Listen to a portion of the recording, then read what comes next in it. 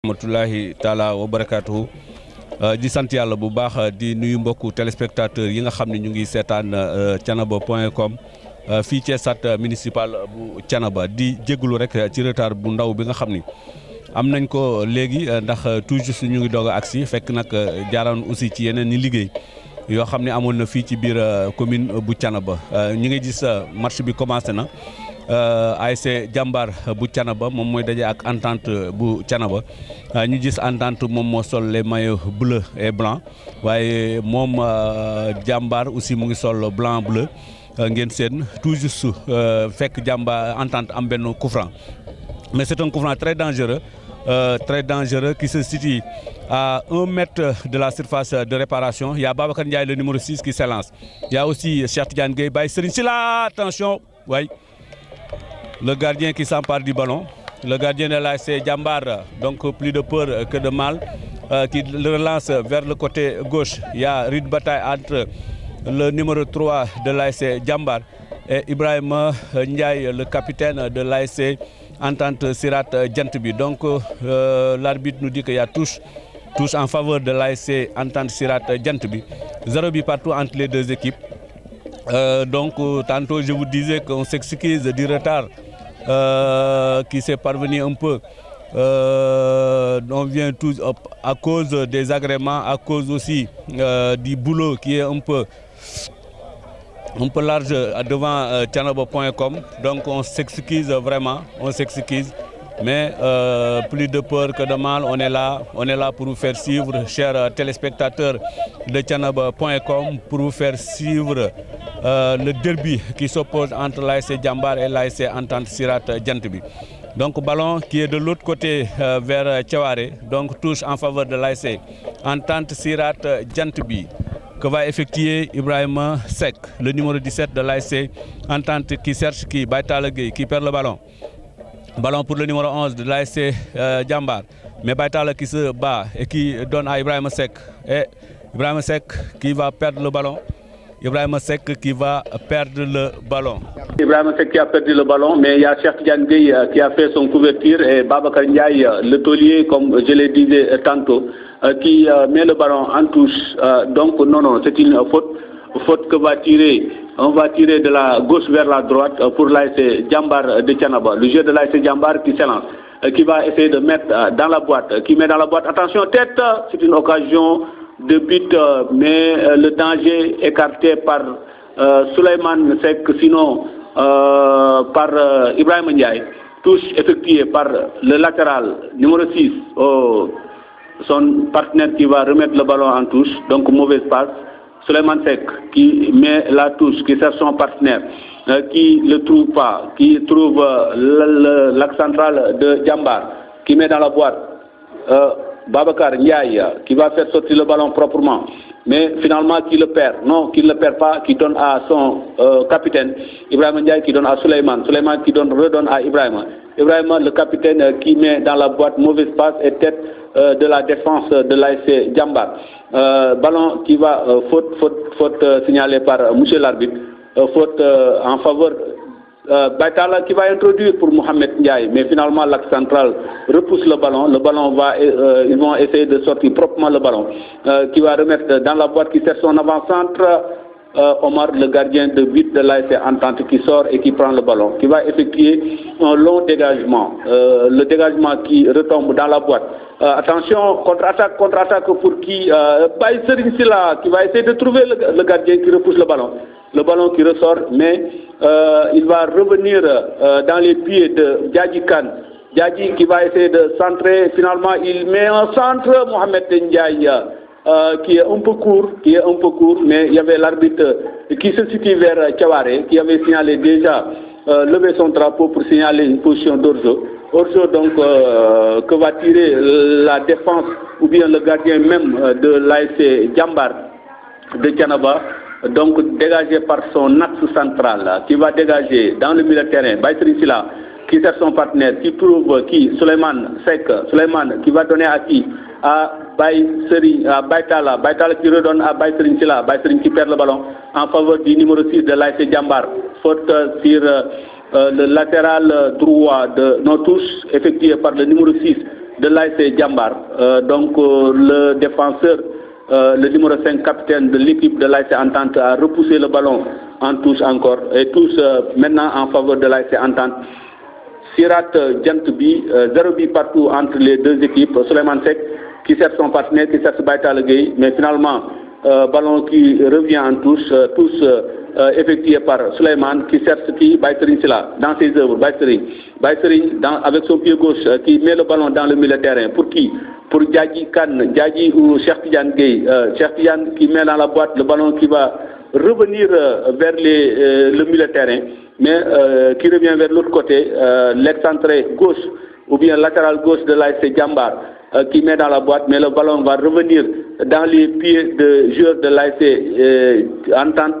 Cheikh Tidiane Gueye qui met en chandelle, ballon en chandelle, tête, attention, déviation, une bonne balle, non, le ballon est maintenant dégagé par la défense de l'ASC Djambar, dans les pieds du numéro 13 de l'ASC Djambar, qui va essayer de trouver son partenaire. Le numéro 6 qui met dans la boîte, qui donne une mauvaise passe, Cheikh Tidiane Gueye qui va dégager pour donner à son frère, Baïta Legueye, dans ses œuvres, Baïta là, dans ses œuvres, qui perd le ballon finalement. Mais il ne le perd pas, il se bat, il introduit pour Mohamed Ndiaye, qui est un peu court, le gardien est sorti pour cueillir le ballon. Maintenant, on voit, il a relancé pour son partenaire, le latéral gauche, qui fait un mauvais dégagement, les ballons qui reviennent dans les pieds du joueur de l'ASC Djambar. Finalement, il va faire un centre, mauvais centre, dans les pieds du numéro de l'avant-centre qui est contré, le ballon est contré par la défense de l'ASC Entente. Le capitaine Ibrahim Ndiaye qui va essayer de mettre un long ballon, mais finalement le ballon atterrit dans les pieds du latéral gauche de l'ASC Djambar de Thiénaba. Donc 0 but partout entre les deux équipes. Cheikh Tidiane Gueye qui va essayer de sauver Baïtala dans ses œuvres, faute sur Baïta Legueye. Baïta qui fait un grand match, qui a l'habitude de nous garantir un bon spectacle de jeu. Donc il est bien techniquement et tactiquement et très discipliné aussi. Ça, vraiment, on dit chapeau à lui. Il fait de grands matchs dans le stade municipal de Thiénaba. Le jeu continue. Cheikh Tidiane ou Djadji qui va chercher en profondeur le ballon qui va revenir dans les pieds de l'ASC Djambar, qui va chercher introduire pour son attaquant.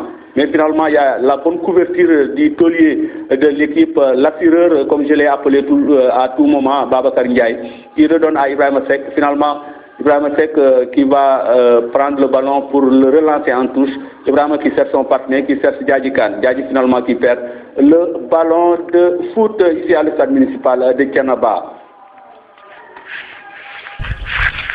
L'équipe la plus ancienne qui est l'ASC Djambar et l'équipe de l'ASC Entente qui a fusionné l'année dernière avec Djantbi, Sirat et Djantbi, donc qui est finaliste l'année dernière.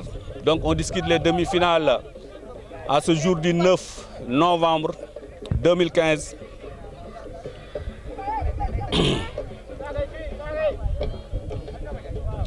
Babacar Ndiaye. Babacar dégage en catastrophe de la défense de l'ASC Djambar. Dégagement en catastrophe de l'ASC Djambar de Thiénaba. Touche. Attention, attention, rythme de bataille. Il y a Mohamed qui va essayer de chercher Baïsering Sila. Baïsering, attention à côté. L'arbitre a signalé hors-jeu. L'arbitre a dit que hors-jeu. Hors-jeu de Baïsering Sila, je ne sais pas hors-jeu. Donc 0 but partout entre les deux équipes. 0 but partout entre l'ASC Djambar et l'ASC Entente Sirat et Djantbi.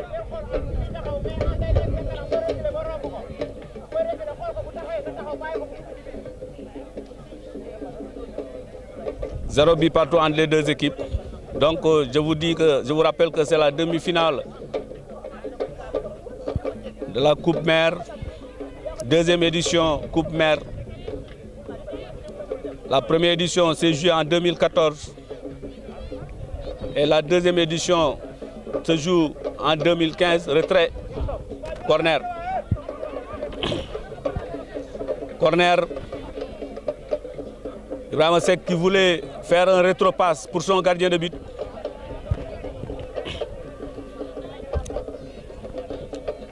qui voulait faire un retrait, un rétro-passe, mais le ballon est sorti en corner. Corner qui va tirer de la gauche vers la droite. Attention, ballon chandelle pour Baïtala Gueye dans le milieu de terrain. Baïtala qui donne à qui? Qui donne à Ibrahima Seck. Oh, Ibrahima. Bien, c'est Cheikh Fall. Cheikh Fall qui cherche Baye Serigne Sila. Oh! Hors-jeu dit l'arbitre. Hors-jeu dit l'arbitre. Hors-jeu dit l'arbitre de touche. Qui se situe vers Thiawaré pour ceux qui connaissent le stade municipal de Thiénaba.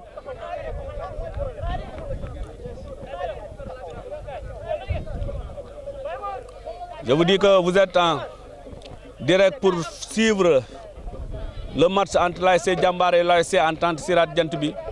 Et 0 but partout. Et c'est une demi-finale. C'est un derby aussi entre deux équipes. Attention, ballon pour le numéro 13 qui va essayer de centrer. Rétro, le gardien Omar qui sort et qui prend le ballon. C'était un bon centre. C'était un très bon centre. Mais plus de peur que de mal. Donc Omar qui dégage. Fait un long dégagement. Qui cherche le numéro 13. Faute de Cheikh Fall. Faute de Cheikh Fall sur le latéral. Numéro 3 de l'ASC Diambar.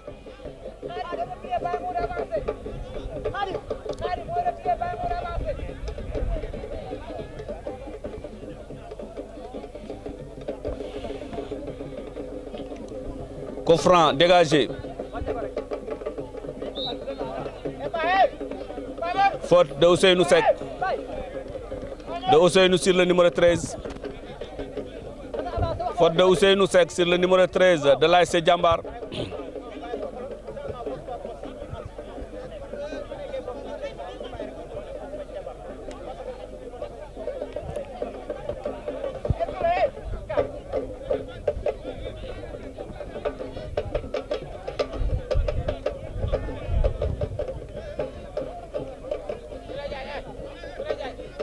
Faute du numéro 3. Donc le numéro 3 qui va se lancer, il y a le barrage qui est fait. Donc faute qui se situe vers les 30 mètres, 35 mètres de but de Omar. Donc le numéro 3 qui va se lancer, qui met dans la boîte Omar, dans les bras de Omar. Dans les bras de Omar, le gardien de l'ASC Entente qui fait une relance pour Ibrahima Seck. Vers le côté droit, Ibrahima Seck met une mauvaise passe, mais qui revient, le ballon revient sur Ibrahima. Ibrahima qui balance vers le côté droit. Hors-jeu dit l'arbitre de touche.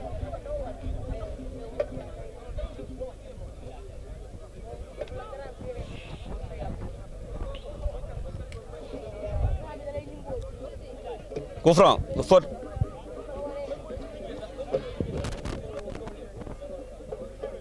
Ibrahima Seck, le ballon qui met en touche, qui enlève le danger et qui met le ballon en touche. Ibrahima Seck, le latéral droit numéro 17 de l'ASC Entente Sirat Diantbi, touche que va effectuer le numéro 3 de l'ASC Diambar.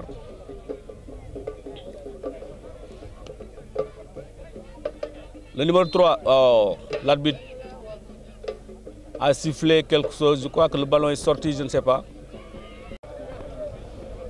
C'est un hors-jeu, dit l'arbitre, que va effectuer Babacar Ndiaye, le numéro 6, qui cherche Djadji Kane, le numéro 8. Mais Djadji qui perd le ballon. Il y a Cheikh Fall qui revient pour le soutenir. Mauvaise balle du latéral numéro 3 de l'ASC Diambar, qui a mis le ballon en touche. Dans nos écrans, il y a les supporters qui sont là, d'un côté à l'autre. Il y a les supporters de l'ASC Diambar, Entente Sirat de Diantbi qui sont là.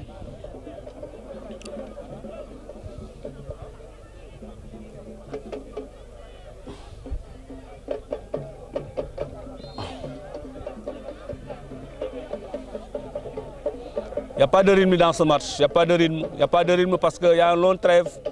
Il y a une longue trêve qui s'est déroulée dans la zone 10.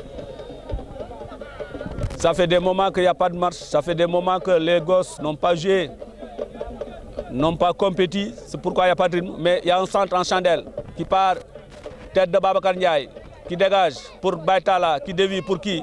Pour Djadji. Ah, Ibrahima Seck, attention, attention Baïtala, attention Baïtala. Baïtala qui ne perd pas le ballon, Baïtala qui ne perd pas le ballon, qui donne pour Djadji. Qui donne Djadji Kane dans le milieu de terrain. Djadji Kane, le ballon, rythme bataille, il y a Baïtala. Baïtala qui cherche Baye Serigne Sila. Baye Serigne Sila, penalty.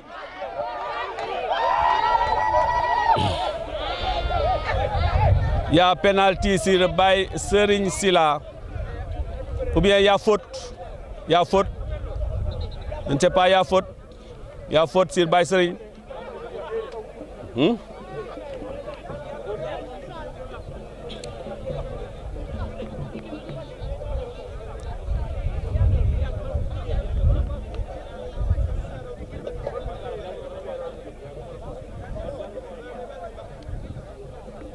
Il y a faute. Je ne sais pas, c'est dans la surface ou c'est en dehors de la surface. Voilà, l'arbitre dit que c'est en dehors de la surface de réparation. L'arbitre nous dit que c'est en dehors de la surface de réparation. Donc c'est un coup franc. C'est un coup franc. C'est un coup franc.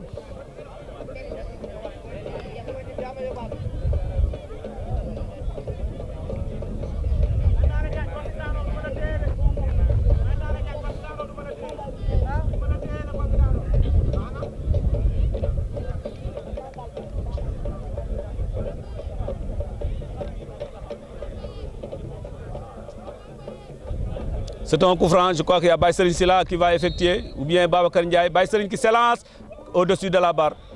Au-dessus de la barre transversale. Au-dessus de la barre transversale.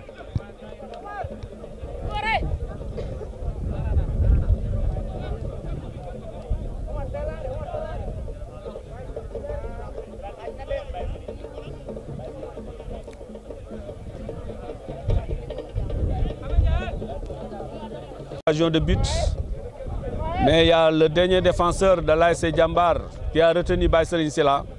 L'arbitre a sifflé, mais c'était en dehors de la surface de réparation. Donc pour le moment, 0 but partout entre les deux équipes, entre l'ASC Djambar et l'ASC Entente Sirat Djentbi. L'axe central de Djambar qui s'élance, qui met un mauvais dégagement. Attention, qui met un dégagement. Baïtala Gueye, il y a Ousseynou qui va dévier pour Baye Serigne Sila. Mohamed Ndiaye au ballon dégagé en cafouillage par Souleymane Diagne. Souleymane Diagne, il y a Baïtala Gueye qui va essayer de manœuvrer son partenaire. Baïtala qui obtient une faute.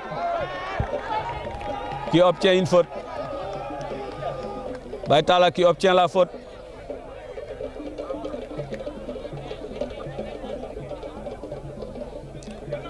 Baïtala qui obtient la faute. Faute qui se situe à 10 mètres du poteau corner, de la gauche vers la droite.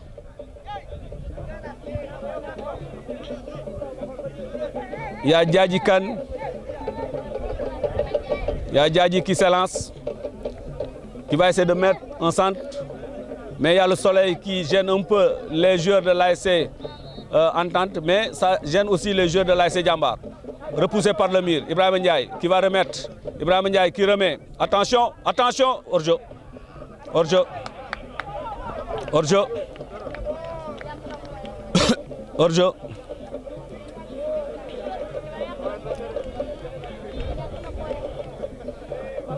Hors-jeu dit l'arbitre.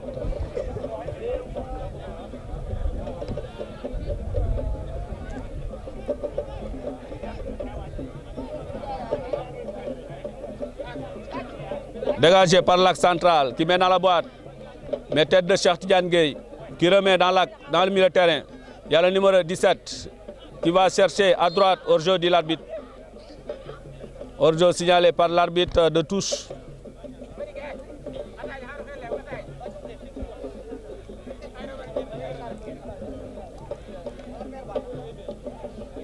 Babacar qui se donne à Ibrahima Ndiaye, le capitaine de l'ASC Entente Sirat, qui va faire une longue balle. Faute sur Cheikh Tidiane Fall, le numéro 13 de l'ASC Entente. Faute de Cheikh Fall. On joue la première mi-temps ici à l'estade municipal de Thiénaba, dans la zone 10, entre l'ASC Entente Sirat Djantoubi et l'ASC Jambar, qui est un derby. Mais ça se joue par le fair play pour le moment. Les supporters sont là, calmes, en train de vivre le match.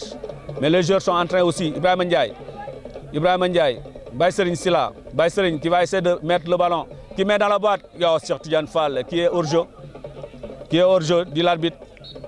C'est la mi-temps. C'est la mi-temps ici à l'estade municipal de Thiénaba entre l'ASC Entente Sirat Djantoubi et l'ASC Jambar. Donc 0 but partout entre les deux équipes. Les supporters sont là, la jeunesse, le monde sportif est là pour suivre aussi le match. Je vous rappelle que c'est la demi-finale de la Coupe Mère de Thiénaba, la Coupe Mère Talla Diagne, donc qui se joue aujourd'hui. Donc 0 but partout en première mi-temps. Donc on va se reposer un peu pour vous faire suivre la deuxième mi-temps entre les deux équipes, entre l'ASC Jambar de Thiénaba Gare et l'ASC Entente Sirat Djantoubi de Thiénaba. 0 but partout entre les deux équipes. Nous sommes en compagnie de Talassar pour le caméra et Moussa Ndiamegui pour le reportage. Donc ça c'est l'équipe de Thiénaba.com qui vous fait vivre ce match de football tant entendu par les supporters de la zone 10 de Thiénaba. Donc pour le moment, on va se reposer un peu pour vous faire vivre la suite des événements qui se passent ici à l'estade municipal de Thiénaba.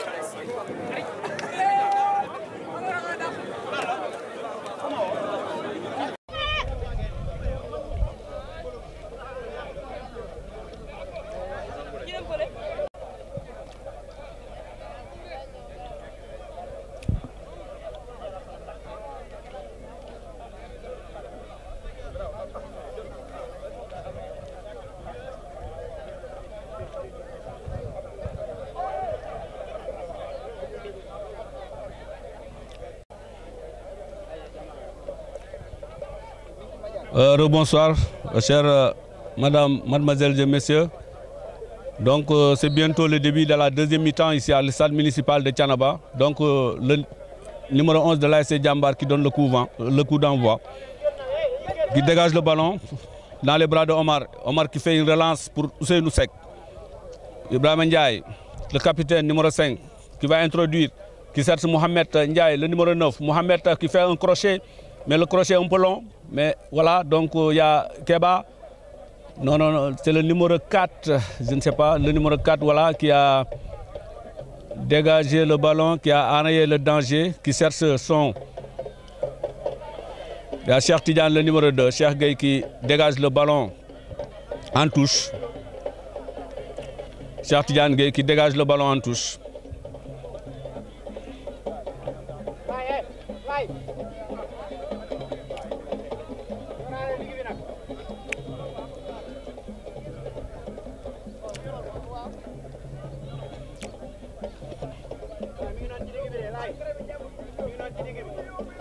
Touche effectuée par le latéral qui donne à son numéro 8, le capitaine de l'ASC Jambar qui obtient une faute. Le capitaine de l'ASC Jambar qui obtient la faute. Faute qui va partir de la droite vers la gauche. 0 but partout entre les deux équipes. Entre l'ASC Jambar et l'ASC Entente Sirat Djantoubi. Donc c'est le début de la deuxième mi-temps ici à l'estade municipal de Thiénaba. C'est le début de la deuxième mi-temps. C'est le début de la deuxième mi-temps. Le coup franc qui part de la gauche vers la droite, vers le poteau corner droite. Bonne balle dans le milieu de terrain, tête, mettre en cafouillage, Ousseynou. Babacar Ndiaye qui dégage en cafouillage, Souleymane Diagne qui va essayer de trouver son partenaire. Le numéro 13 qui met introduit, mauvaise passe. Mauvaise passe pour le numéro 3 dans les bras de Omar.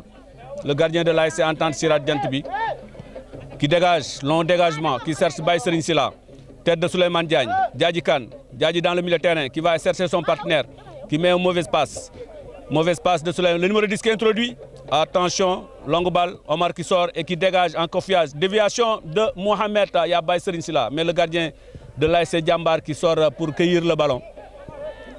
Il y a un joueur blessé, mais l'arbitre, il y a un joueur blessé, donc il y a Baitala, donc voilà, le ballon qui sort en touche en faveur de l'ASC Entente Sirat Djantbi. Il y a Djadji Kane qui se tord de douleur dans le milieu de terrain, Djadji qui est blessé, donc le jeu est momentanément arrêté. Le jeu est momentanément arrêté, il y a un joueur blessé dans le milieu de terrain juste. C'est Djadji Kane. On voit l'équipe médicale de l'ASC Entente qui s'affaire autour de lui. On voit Ibrahim Sarr. On voit aussi Sireja qui s'affaire autour de Djadji qui est blessé. Djadji qui se relève. Donc plus de peur que de mal. Plus de peur que de mal.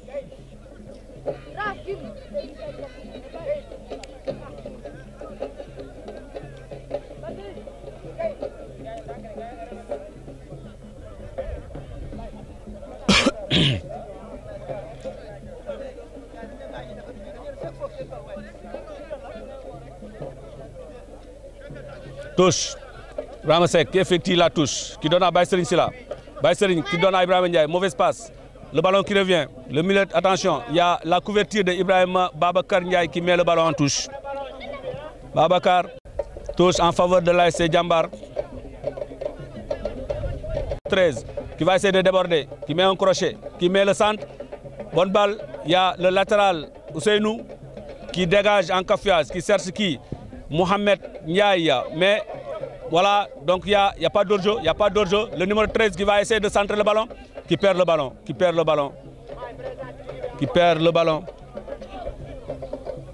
C'était dangereux.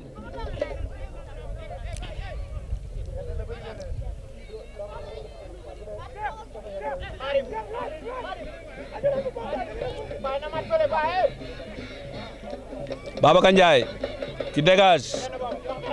Déviation de Djadji qui donne à Mohamed Ndiaye. Mohamed qui perd le ballon. Dégagé par Souleymane Diagne. Déviation pour qui? Pour Babakar Ndiaye qui cherche. Baitala le numéro 10, mais il y a le latéral numéro 3 de l'ASC Djambar qui dégage. Tête. Ibrahim Ndiaye. Il y a Djadji Kane, Inde, Baitala Gueye. Hors-jeu de Baye Serigne Sila.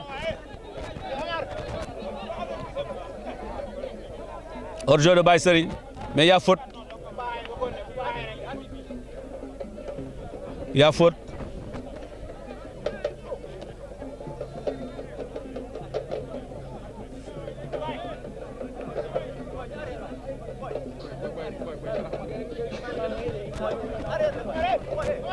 Faute en faveur de l'ASC Entente Sirat Djantbi. Il y a Baye Serigne qui s'affaire autour et Babakar Ndiaye. Babakar est dévié par l'axe central qui sauve le ballon, qui met le ballon en corner. Corner en faveur de l'ASC Entente qui va partir de la droite vers la gauche. 0 but partout entre les deux équipes. Et je vous rappelle que c'est la demi-finale de la Coupe Mère 2015, la deuxième édition. 0 but partout entre les deux équipes. Un match qui a baissé un peu de rythme, si on connaît les deux équipes. L'ASC Djambar qui joue pour son collectif, mais l'ASC Entente aussi qui a l'habitude de jouer avec son collectif. Corner tiré par Baitala Gueye, tête de l'axe central, il y a Ousseynou qui va remettre dans l'axe, dans la boîte, tête de la défense du numéro 9, Souleymane Diagne, Ousseynou qui met le ballon à côté. 6 mètres. Je le disais tantôt, connaissant les deux équipes, l'ASC Djambar et l'ASC Entente, c'est deux équipes qui aiment jouer le ballon. Mais si vous voyez, il y a une baisse de rythme. C'est parce qu'il y avait une trêve des Navétanes. Il y avait une trêve de 2 semaines, ou plus de 2 semaines même. Donc les gens n'ont plus de rythme. Mais de toute façon, on joue dans la sportivité entre les deux équipes. Cheikh Tidiane qui met une faute, qui commet une faute. Donc on joue dans la sportivité entre les deux équipes. Pour le moment, les supporters sont là. Ils sont là. Si on connaît Djambar, attention, mauvaise balle. Voilà, il y a Ibrahim Ndiaye qui revient, qui donne à Cheikh Fall. Cheikh Fall qui va essayer de déborder. Cheikh qui met une mauvaise passe, qui perd le ballon. Au profit de son adversaire. Il y a Baitala, longue balle de Baitala Gueye qui perd le ballon. Il y a un joueur aussi de l'ASC Djambar qui est blessé de l'autre côté. Mais l'arbitre n'arrête pas le jeu. Le jeu n'est... Voilà, mais il s'est relevé. Touche en faveur de l'ASC Djambar. Ibrahima Ndiaye. Ibrahima qui va essayer d'organiser le jeu. Qui donne à Djadji Kane. Djadji qui joue à une touche de balle. Ballon pour le numéro 6 de l'ASC. Voilà, repoussé par Cheikh Fall. Touche en faveur de l'ASC Djambar. Touche en faveur de l'ASC Djambar de Thiénaba. Touche effectuée par son latéral. Ousseynou qui donne à Ibrahima Ndiaye qui va essayer de changer le jeu pour Djadji Kane. Djadji qui essaie de réorganiser le jeu, qui donne une mauvaise balle, repoussé par Baitala Gueye. Ballon contré par Baitala Gueye. Il y a le gardien de but qui sort et qui le prend.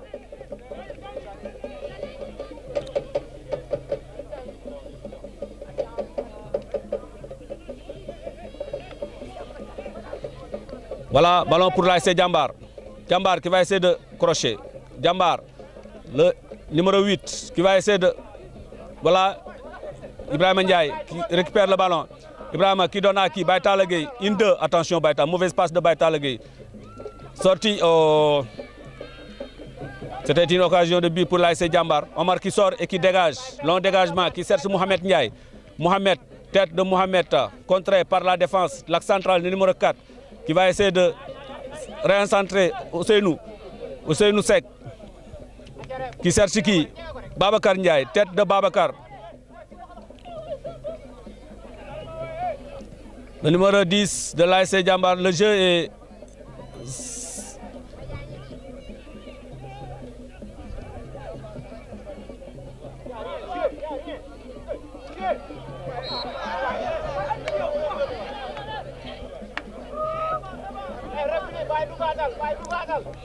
Je disais tantôt, pour entrer un peu dans l'historique des deux équipes, ou bien dans le palmarès des deux équipes, pour quelqu'un qui connaît le football ici dans... Baïseri Sila qui marque.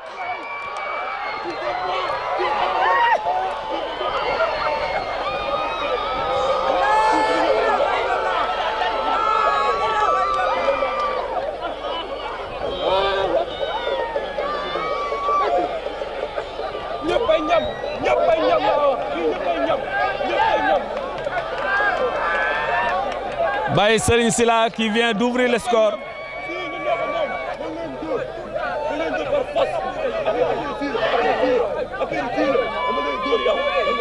Baïseri Sila qui vient d'ouvrir le score. Boy, demal fële. Baal tooñ, demal fële.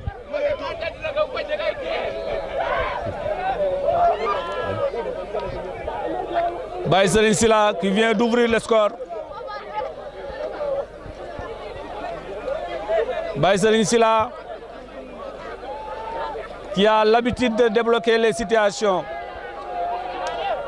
Je vais me reposer la question que j'ai l'habitude de poser ici à l'estade municipal. Comment va se comporter l'ASC Entente sans Baïseri Sila? Comment va se comporter l'ASC Entente sans Baïseri Sila? C'est la question. C'est la question. Et là, peut-être les Sirédia vont me répondre. Peut-être le staff technique de l'ASC Entente va me répondre. Baïseri Sila, qui a l'habitude de débloquer les situations ici à l'ASC Entente. Mais ce qu'il faut noter, c'est que l'ASC Jambar a été surpris. L'ASC Jambar a été surpris parce qu'au moment où l'ASC Entente marquait le but, il y avait vraiment une domination de l'ASC Accélération de Baye Serigne Sylla. Baye Serigne Sylla, le numéro 11 qui va donner pour Diadji Kane. Mauvaise passe, il y a Souleymane Diagne, Babacar Ndiaye qui met le ballon. Babacar qui dégage en cafouillage. Je disais tantôt que l'ASC Jambar, c'est la doyenne des équipes. L'ASC Jambar, c'est la doyenne des équipes ici dans la zone 10. Et sur ce, vraiment, je ne vais pas terminer ce reportage sans faire un clin d'œil à tous les anciens de l'ASC Jambar. Rouge pour qui?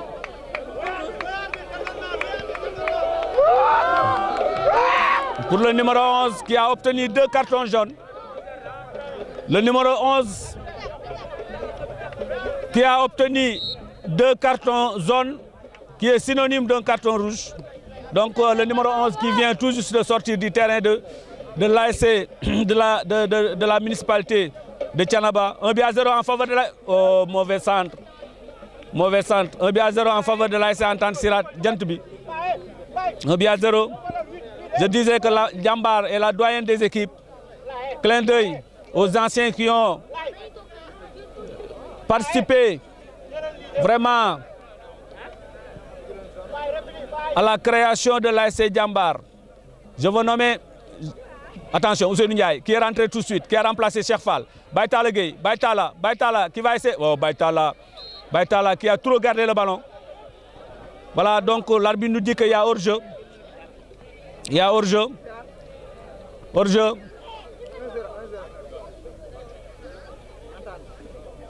Baïtala Gueye qui revient, qui se bat dans le milieu de terrain, qui revient, qui prend le ballon. Mauvaise passe. Hors-jeu. Faute. Faute.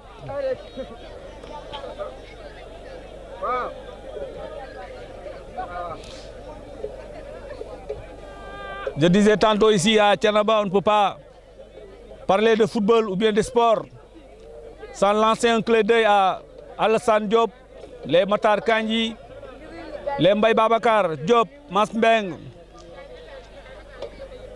et tous ceux qui ont de près ou de loin. Attention, centre. Voilà, la défense qui va sortir le ballon. Le numéro 10 qui essaie d'organiser le jeu.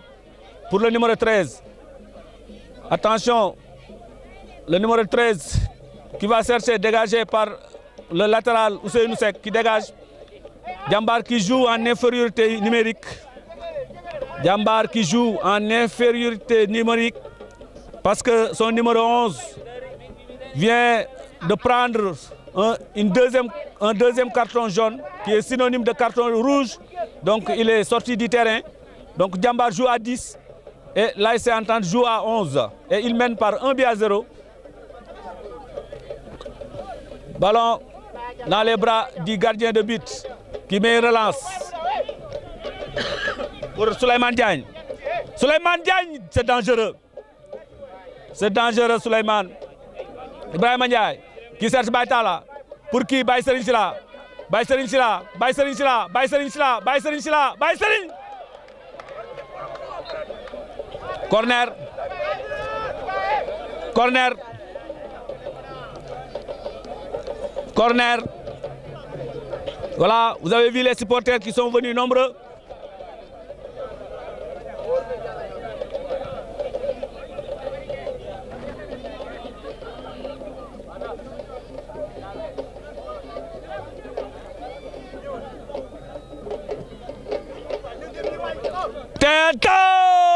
Attention, le ballon qui ne sort pas. Le latéral numéro 3 de l'ASC Jambar qui va essayer de dégager, qui cherche son partenaire. Pour son numéro 15, attaquant, mauvaise balle, qui perd le ballon, qui va perdre, attention, crochet, qui perd dans le milieu de terrain. Attention, une deux, bonne balle pour le numéro 15. Il y a Cheikh Tidiane Gueye qui enraye le danger. Babacar Ndiaye qui va essayer de faire monter le ballon pour Ibrahima Ndiaye. Ibrahima Ndiaye, capitaine, numéro 5, qui cherche Baye Serigne Sylla. pour Mohamed qui revient pour donner à Baye Serigne. Baye Serigne qui perd le ballon. Le numéro 11. Oh.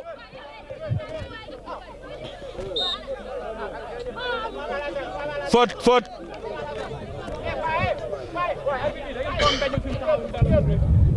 Faute.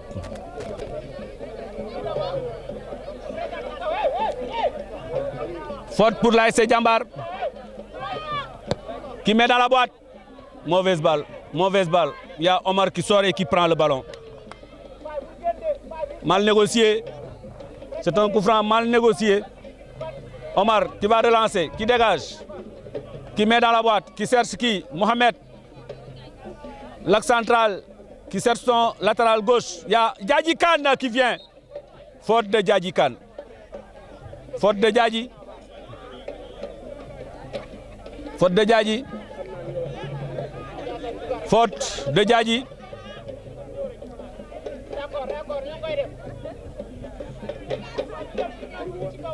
Faute de Djadji. Qui met dans l'axe pour son numéro 9. Tête de Babacar Ndiaye. Ibrahima Ndiaye qui dévie. Qui va remettre le ballon. Baïtala Gueye qui se bat de l'autre côté. Il y a Ousseynou Ndiaye qui va essayer de centrer. Ousseynou qui met une bonne balle. Le gardien, attention! Mohamed Ndiaye qui a failli vraiment tromper le gardien de but. Mohamed qui a failli tromper le gardien de l'ASC Jambar, qui a fait une mauvaise sortie tout à l'heure, mais plus de peur que de mal.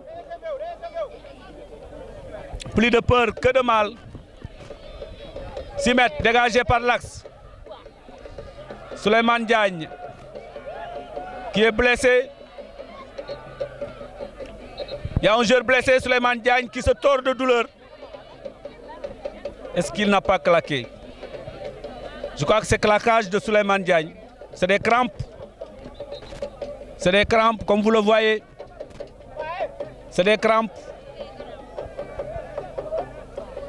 Souleymane Diagne, le numéro 9 de l'ASC Jambar. L'axe central de l'ASC Jambar.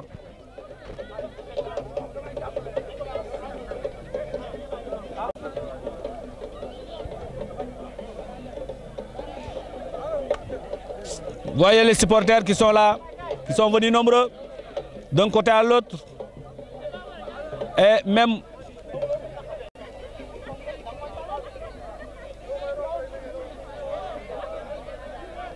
plus de peur que de mal, il y a Soleil qui s'est relevé. Peut-être la suite va nous éclaircir un peu.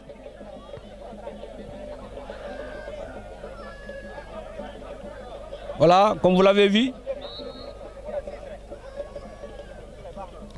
Soleil qui sort du terrain, je crois que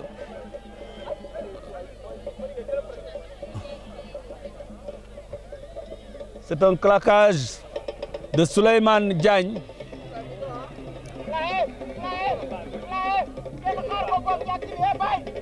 Attention, débordement vers le côté droit, débordement, débordement.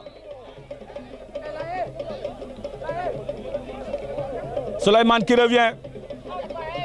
Souleymane Diagne qui revient.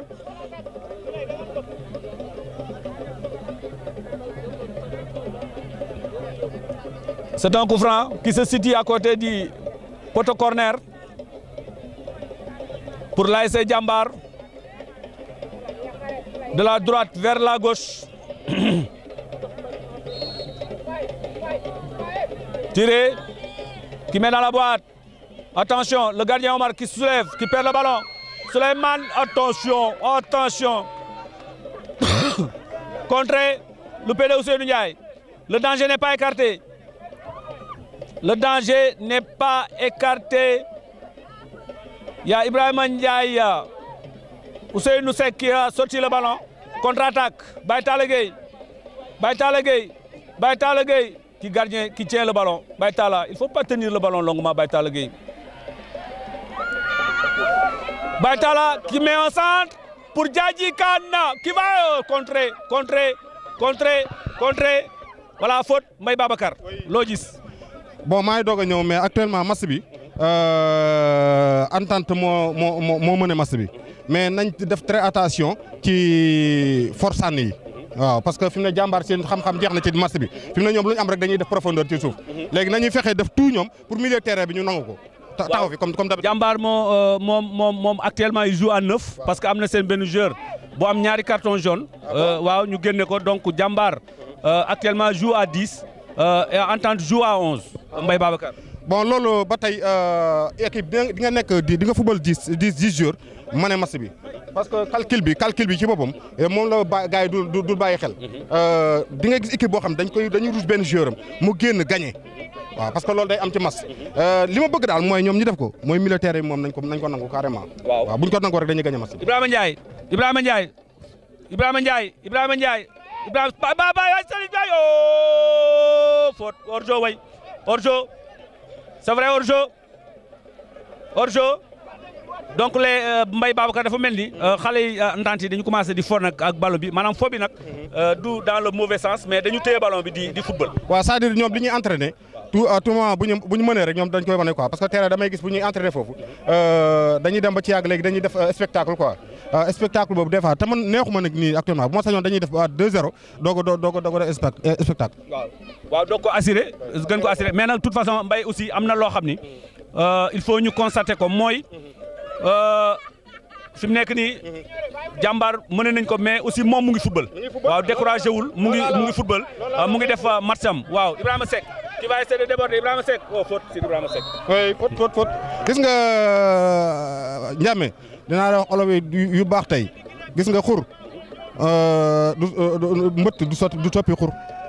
maanaam. mbëtt du soppi xur. xur mooy soppi mbëtt. loolu loo bëgg a foofu.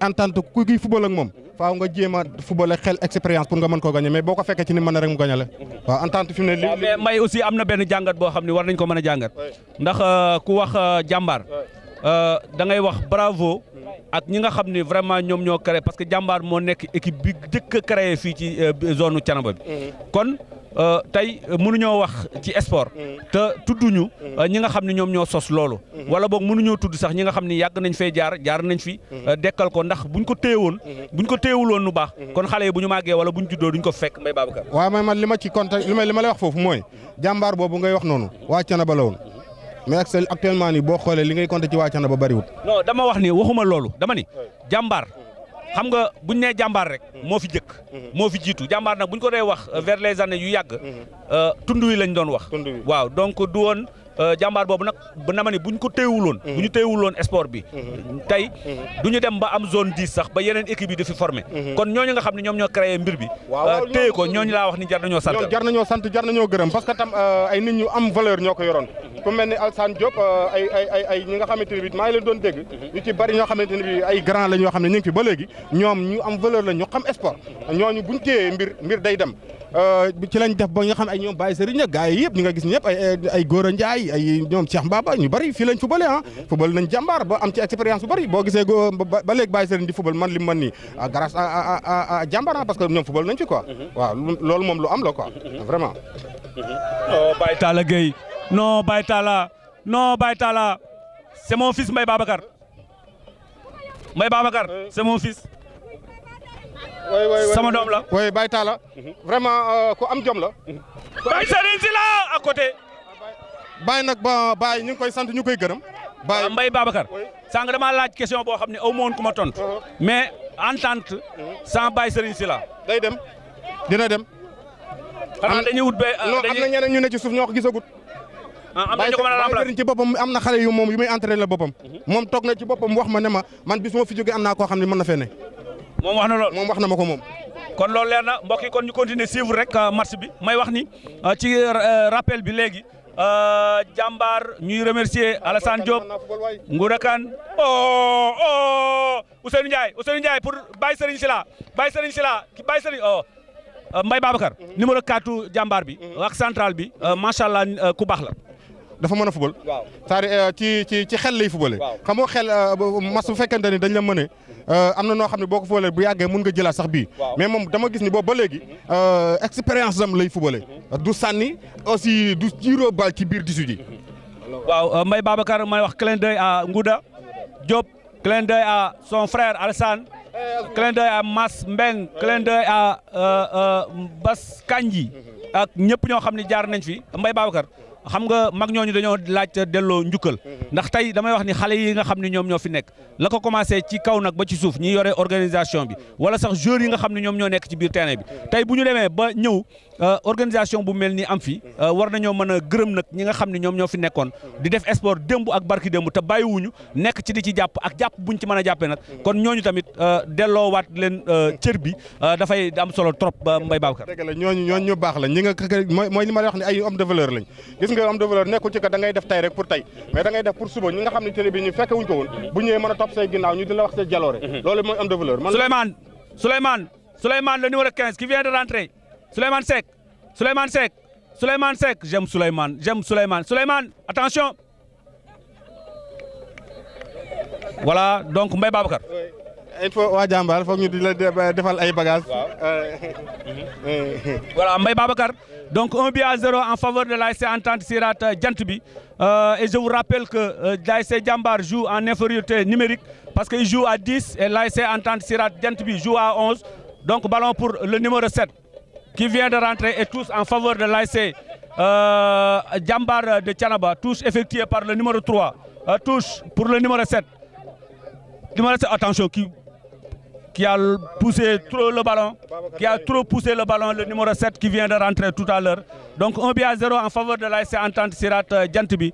On joue pendant la deuxième mi-temps, c'est Baye Serigne Sylla qui a marqué, qui a l'habitude de marquer, qui marque souvent et aujourd'hui aussi il a marqué. Oui, moom yàlla dimbali na ko ba am na sago boobu moom lu du yanu masu quoi masu du ko def pression liñ naa mbër mi dugg na ci làmb ji amul pression benn pression Baye Serigne yàgg na ci di jënti ñu sax parce que am na benn final bu fi amoon boo xam dem nañ ba am des une minute vraiment boobu tam moom ak Modou Niane boobu ñoom ñoo ñu si génne fii ci terrain bële waaw. Donc Mbaye touche en faveur de l'ASC Jambar qui obtient la touche effectuée par le numéro, attention, faute, le numéro 3 qui va essayer de déborder, touche en faveur de l'ASC Entente Sirat Jant Bi que va effectuer Ibrahima Seck, le numéro 17 latéral droit de l'ASC Entente, effectué, qui cherche qui Ousseynou Seck, Ousseynou qui va essayer de déborder, Ousseynou.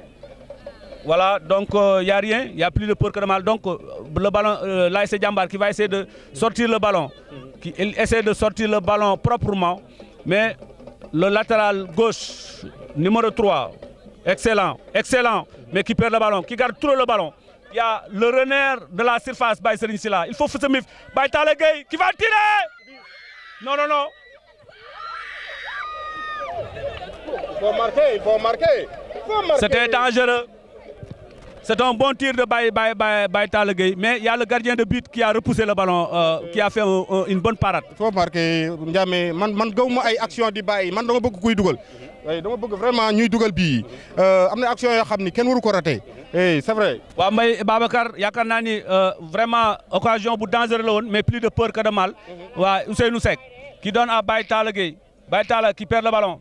Pour son l'axe central que je disais tantôt, qui fait un très bon match. Il y a attention, carton jaune pour Babacar Ndiaye. Carton jaune pour Babacar Ndiaye, l'axe central numéro 6 de l'ASC Entente Sirat Jant Bi Mbaye Babacar. fi mu toll nii match bi li ma la expliqué la nii rek waa jàmbaar ci xel la ñuy doxee fi mu toll nii parce que xam nañu ñoom forcer affaire bi du leen ci génne mais foog ñu jéem a am ay balles arrêtées pour mën ci génne. Le numéro 13 qui met dans la boîte tête de Cheikh Tidiane Gueye qui va essayer de sauver au-dessus de la barre transversale. Occasion bu dangereux la woon mais. arrêté rek moo leen si mën a génn actuellement nii parce que mënuñu am pour ñoom repousser milieu terrain wu entente bi pour ñëw directement ci gardien bi loolu mënut a nekk moom. Non Mbaye man loolu d'accord ma waaw d'accord ma ndax jàmbaar aussi bien vrai que il joue mu ngi football ci wàññeeku ndax am nañ seen benn joueur bu ñu rouge mais terewul aussi ñoom ñu ngi football vraiment ñu ngi rayante. déggoo li ma la wax am na foo xam ne bu fa match bi tolloon ñoom il fallait ñoom ñu jéem a def tout pour mën ci génn mais actuellement. Baye Serigne qui donne à qui Ousseynou voilà qui revient pour Souleymane Seck Souleymane qui insiste sur Baye Talla Gueye qui perd le ballon, le numéro 7, le rentrant de, voilà, qui va essayer de déborder, le numéro 7 qui va essayer de déborder pour donner à qui perd le ballon. Attention, ballon dans l'axe central, le numéro 4 qui va essayer de, mauvaise passe, Ibrahima Seck, déviation Ballon chandelle de l'axe central du numéro 4, le numéro 17, Ibrahima Seck. Attention, attention. Voilà. Tête, ballon chandelle, rythme bataille dans le milieu de terrain. Il n'y a pas de faute. Ibrahima Ndiaye, Ibrahima Ndiaye pour Ousseynou. Ousseynou ne peut pas revenir. Ousseynou, Baïtala Gueye qui va tenir le ballon. Baïtala qui donne à Ousseynou Seck. Ousseynou Seck. Vraiment, Ousseynou, hein? C'est pas mal. Voilà, donc contre-attaque pour l'ASC Diambar. Bonne balle, Ibrahima Seck qui dégage, qui enraye le danger. Et le ballon qui va revenir pour le latéral gauche qui va mettre dans la boîte. Attention, mauvaise balle. Omar qui sort et attention Omar qui met un crochet, qui dégage.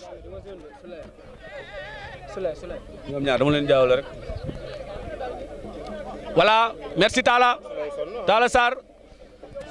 Je disais Ousseynou, mais ce n'est pas Ousseynou, c'est Souleymane qui est le numéro 15. Ousseynou, c'est le numéro 3, latéral, qui est de l'autre côté. Donc, Koufran rapidement joué pour le numéro 11, qui fait un crochet, qui ne perd pas le ballon, qui va centrer. Mauvais centre.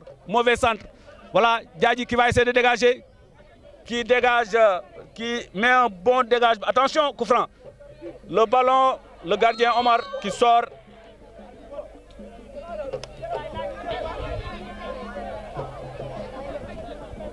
Voilà, il y a Koufran sur le gardien de but. Omar.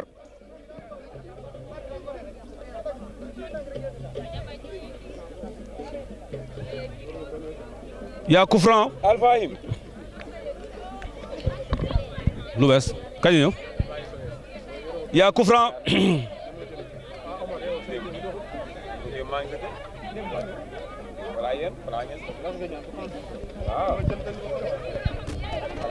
Koufran de l'ASC Diambar.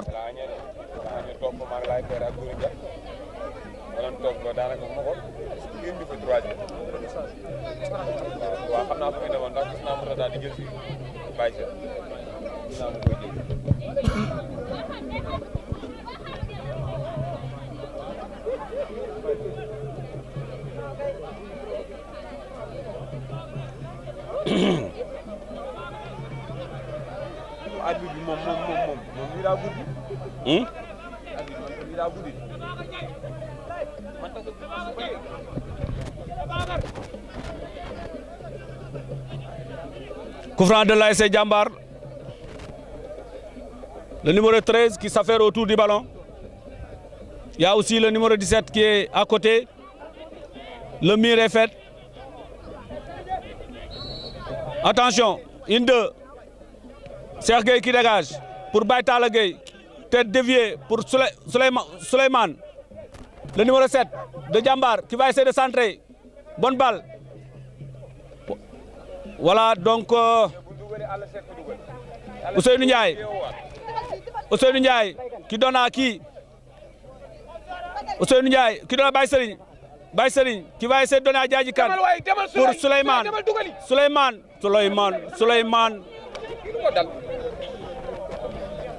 Dégagé par le gardien de but. Parce qu'il a trop duré sur le banc, Souleymane.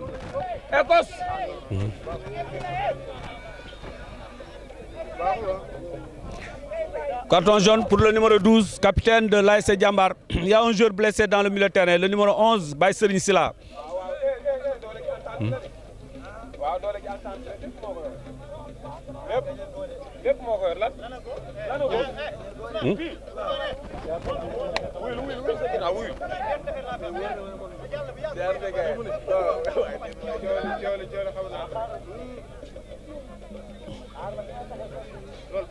Ousseynou qui met le ballon en touche.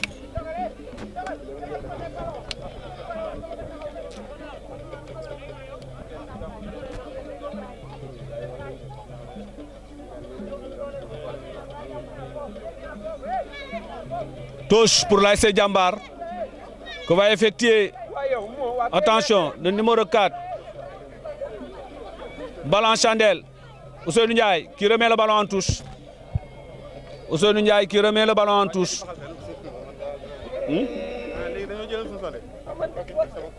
non man daal su lay xoolal su lay bàyyi kay di ko fii xeex moom day jëli bal ba lay jëli. Touche effectuée par le latéral de l'ASC Jambar qui va effectuer la touche pour le numéro 7 qui perd le ballon pour Baye Serigne Sila. Baye Serigne Sila qui met un crochet, qui met le ballon dans le milieu de terrain, qui cherche Djadji Kane. Djadji Kane qui va remettre, mauvais passe. Non, ballon qui revient pour Baye Serigne Sila, crochet. L'arbitre nous dit qu'il n'y a rien. Il y a Baye Talla Gueye qui va remettre, bien joué Baye Talla. Ibrahima Ndiaye, il faut marquer, qui ne marque pas. Voilà. C'était une bonne balle pour Ibrahima Ndiaye.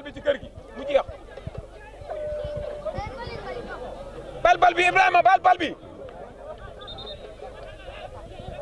Ibrahima.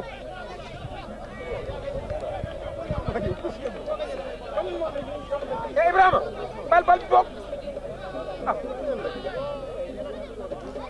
Voilà. L'axe central, le numéro 4, qui va essayer de faire monter le ballon. Qui sert son partenaire, le numéro 7, dans la poitrine de son latéral. Ballon pour qui?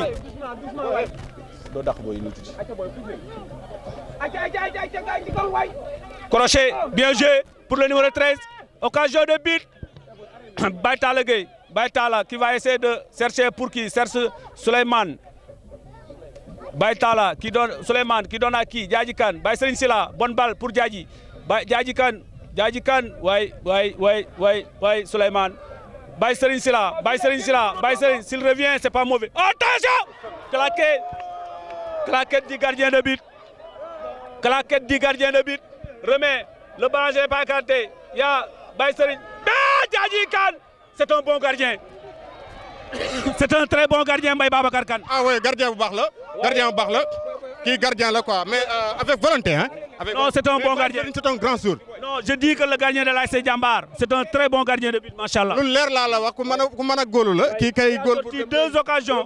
Vraiment, c'était pas évident. Donc danger. Contre-attaque pour le numéro 7 qui a bien introduit. Attention, le numéro 3 qui va essayer de centrer.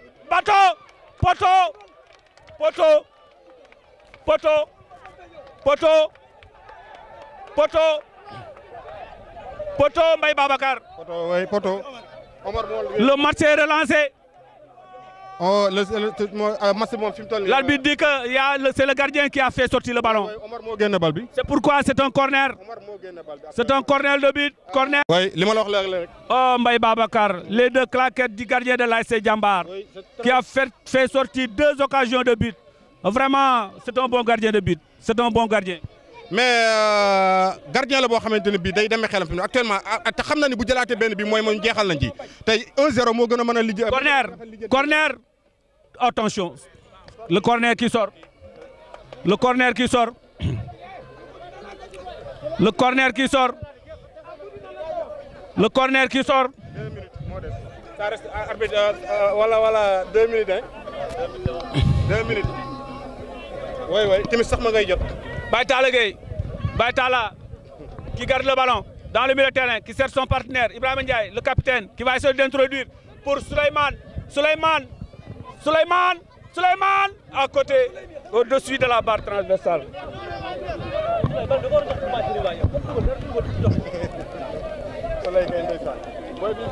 Manque de compétition pour Souleymane. Il a longtemps duré dans le banc de touche.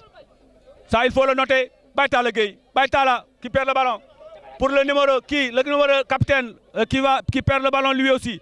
Ballon pour Ousseynou qui donne à Ibrahima, le capitaine, Djadji Kane qui introduit pour Baye Talla Gueye. Baye Talla Gueye qui marque. Baye Talla qui marque. Baye Talla qui marque le deuxième but de l'ASC. Entente. Alhamdulillah. L'entente a tué le match. Entente a tué le match. Entente a tué le match. Aujourd'hui, je ne me trompe pas, c'est Baye Talla Gueye, bel et bien, qui a marqué le deuxième but, qui a fait un grand match.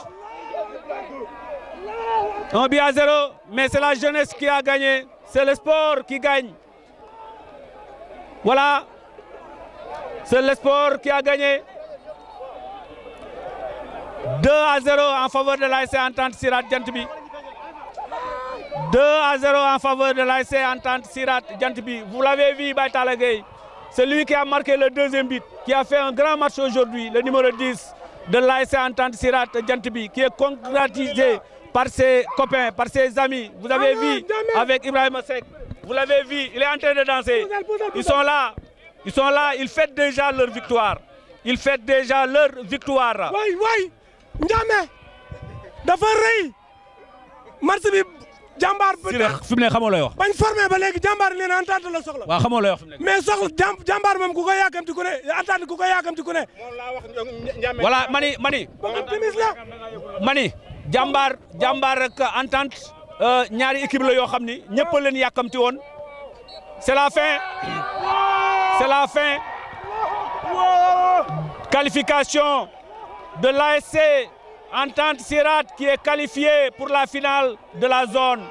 L'ASC Entente Sirat Djantbi qui est qualifié pour la finale de la Coupe de Mer.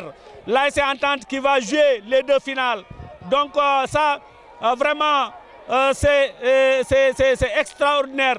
C'est quelque chose qui s'est passé. Vous avez vu les supporters qui portent Baye Serigne Sylla.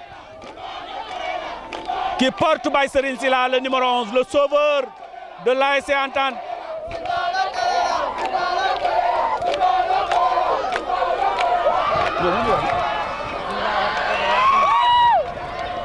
Donc c'est la fin, vous l'avez vu, c'est un match âprement discuté entre les deux équipes, mais c'est l'Esport qui a gagné en un mot.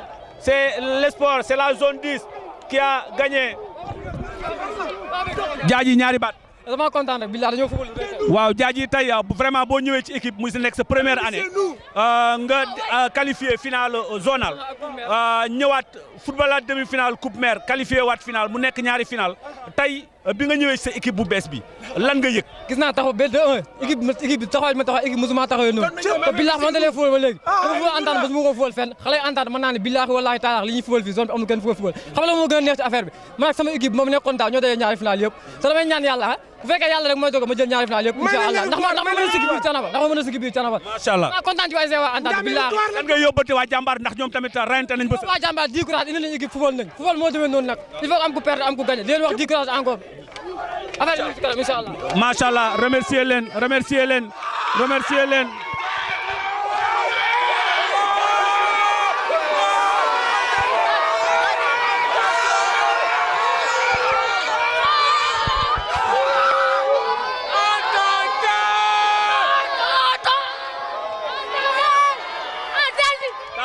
en tant que supporter loo xalaat. Entente yaakaar naa ni ku tëddal doom di ko tudd mënoo màgg rek jaaxal ki nga xam ne moo toogoon di la tudd Entente moo fi man nañ jàpp ni moo fi man fi mu toll kum tee dina la duma ñun xam nañ loolu amul leen luñ siy wax nag équipe buñ ko dee dañ lay gagné. macha allah donc mu nekk loo xam ne lu am solo la Entente Sirat Djantbi ñëwal Entente Sirat Djantbi qualifié pour la finale zonale. Entente Sirat Djantbi qualifié pour la finale de la Coupe Mère, mais Entente Sirat Djantbi qualifié pour la finale des cadets. Donc vraiment, c'est un chapeau aux dirigeants, chapeau à tout le monde, chapeau à Thiénaba.com, chapeau à Talassar, chapeau aussi à Moussa Ndiamé, à toute l'équipe de Thiénaba.com. Donc on vous remercie, on donne rendez-vous pour les deux finales, Inch'Allah, ici à l'stade municipal de Thiénaba.